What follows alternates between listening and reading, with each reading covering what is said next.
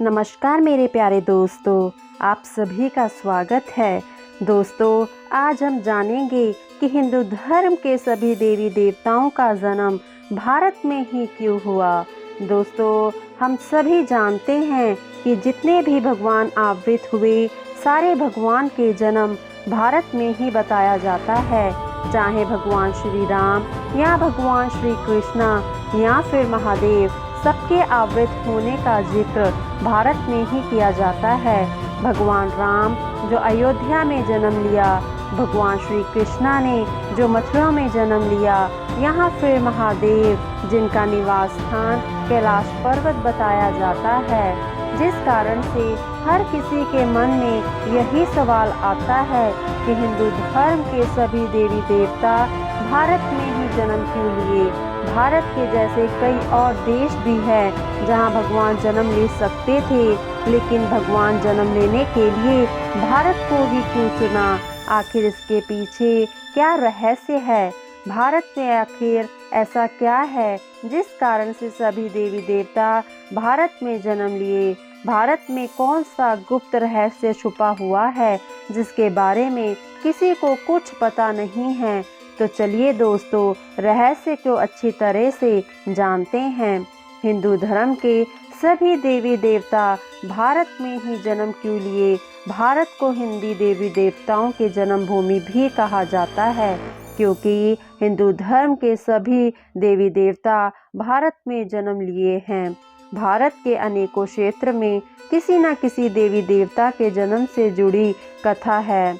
मथुरा की धरती पर भगवान श्री कृष्णा का जन्म हुआ, अयोध्या में भगवान श्री राम का जन्म हुआ। भारत में हिंदू देवी देवता के जन्म के रहस्य को समझने के लिए हमें भारत के प्राचीन इतिहास को समझना होगा। भारत के प्राचीन इतिहास का उल्लेख हिंदू धर्म के कई सारे ग्रंथ और पुराणों में मिलता है। आज से करीब 1000 साल पहले भारत अलग था। भारत का आज के कई साल पहले भारत के भूविभाग वास्तविक था और भारत के इस भूभाग को जम्बूद्वीप के नाम से जाना जाता है। रामायण काल में भी जम्बूद्वीप का उल्लेख किया जाता है। मार्कंडेय पुराण में भी इसका उल्लेख मिलता है। इसके साथ ही जम्बूद्वीप का फैलाव उत्तर और दक्षिण क्षेत्र के अपेक्षा में अधिक था। यानी इसे विज्ञान की दृष्टि से देखा जाए तो जब देवी देवताओं का जन्म हुआ तब सभी देवी देवता जम्बूद्वीप में जन्म लिए थे।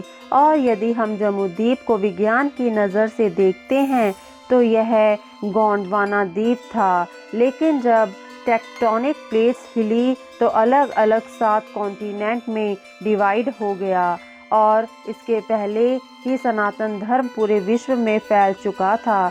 तभी तो कहा जाता है कि भगवान शिव का कैलाश पर्वत धरती के माध्य में था। इसके अलावा थाईलैंड, मैक्सिको, अमेरिका जितने भी देश विभाजित हुए, सभी में कहीं ना कहीं सनातन धर्म का एक मुख्य रोल था।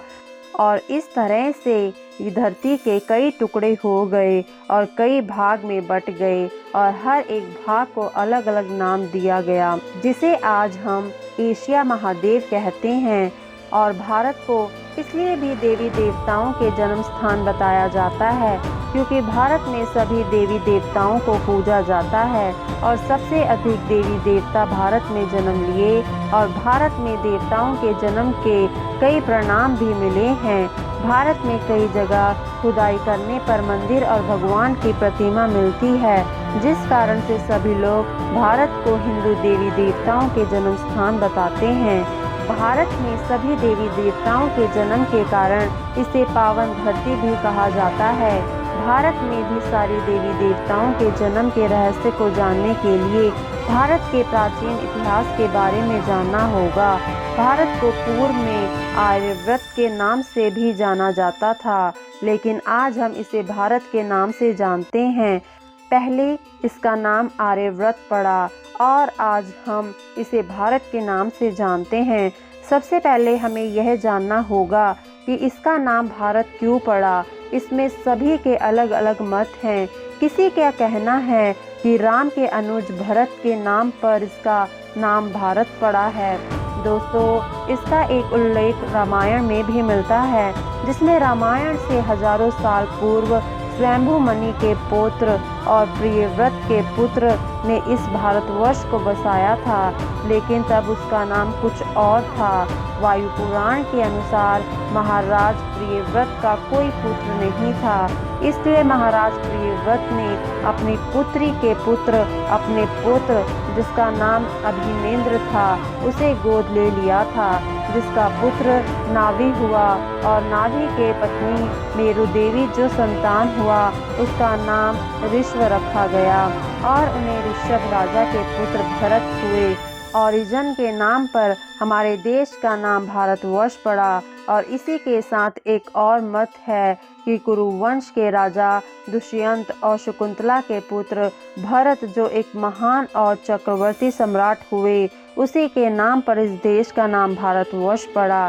पहले भारतवर्ष का भौगोलिक क्षेत्र बहुत बड़ा था, जिसमें कई देश शामिल थे, जैसे पाकिस्तान, बांग्लादेश, श्रीलंका, नेपाल, ईरान और चीन का भी कुछ भाग शामिल था।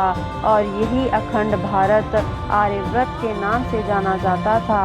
और दोस्तों, ऐसा नहीं है कि हिंदू मंदिर सिर्फ भारतवर्ष में ही हैं।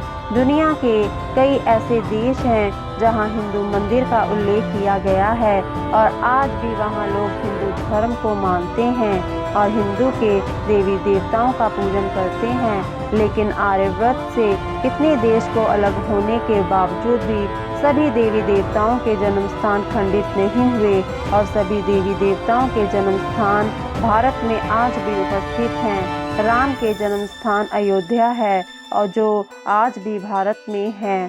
श्री कृष्णा का जन्म स्थान मथुरा है, जो आज भी भारत में ही है। और इसी तरह से कई देवी देवताओं के जन्म स्थान भारत में हैं, जिस कारण से भारत को देवी देवताओं की जन्मभूमि कहा जाता है। और सभी देवी देवताओं का पूजा हवन यानी सबसे अधिक भारत में ही होता है, और दुनिया में सबसे अधिक त्योहार भारत में ही मनाए जाते हैं, और इसलिए भी भारत को देवी देवताओं के जन्म स्थान बताया जाता है।